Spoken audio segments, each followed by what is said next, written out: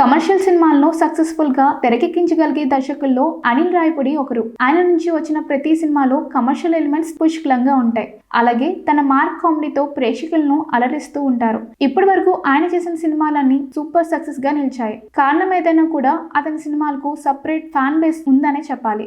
ఇంకొంతమంది జనాలకు ఆయన సినిమాలు రొటీన్ కామెడీ సినిమాలుగా అనిపించినప్పటికీ చాలా మంది ఫ్యామిలీ ఆడియన్స్ మాత్రం అతని సినిమాలను ఆదరిస్తూ ఉంటారు. ఇక రీసెంట్ గా చిరంజీవితో చేసిన మనశంకర్ వరప్రసాద్ సినిమాతో ప్రేక్షకుల ముందుకు వచ్చారు. అయితే ఈ సినిమా సైతం పాజిటివ్ టాక్ ని సంపాదించుకొని ముందుకు దూసుకెళ్లడం విశేషం. నిజానికి మనశంకర్ వరప్రసాద్ సినిమా కథని తమిళ స్టార్ హీరో అయిన రజనీకాంత్ కోసం రాసుకున్నారంట. కానీ చిరంజీవితో సినిమా సెట్ అవడంతో రజనీకాంత్ కోసం అనుకున్న కథలోనే చాలా వరకు మార్పులు చేర్పులు చేసి చిరంజీవి ఇమేజ్ తగ్గట్టుగా అతను చేంజ్ చేసి సినిమా చేసినట్టుగా తెలుస్తుంది. ఇక ఏదేమైనా కూడా అనిల్ రావిపూడి చిరంజీవికి ఒక మంచి సక్సెస్ ని కట్టబెట్టారనే చెప్పాలి. అనిల్ ఏ హీరోతో అయితే సినిమా చేస్తారో ఆ సినిమా హీరోకి సంబంధించిన గత సినిమాల నుంచి తన మేనరిజం ని తీసుకొని అందులో ఏదో ఒక పాయింట్ ను లాక్ చేసి దాని మీదే కథ మొత్తాన్ని నడిపిస్తూ ఉంటారు. అందుకే అనిల్ సినిమాలకు సక్సెస్ రేట్ ఎక్కువగా ఉంటుంది. ఇక ఇప్పటి వరకు ఆయన స్టార్ హీరోలతో సినిమాలను చేస్తూ వస్తున్నారు. మరి ఇక మీదట చేయబోయే సినిమాల విషయంలో ఆయన మరి కాస్త జాగ్రత్తలు తీసుకుంటే బాగుంటుందని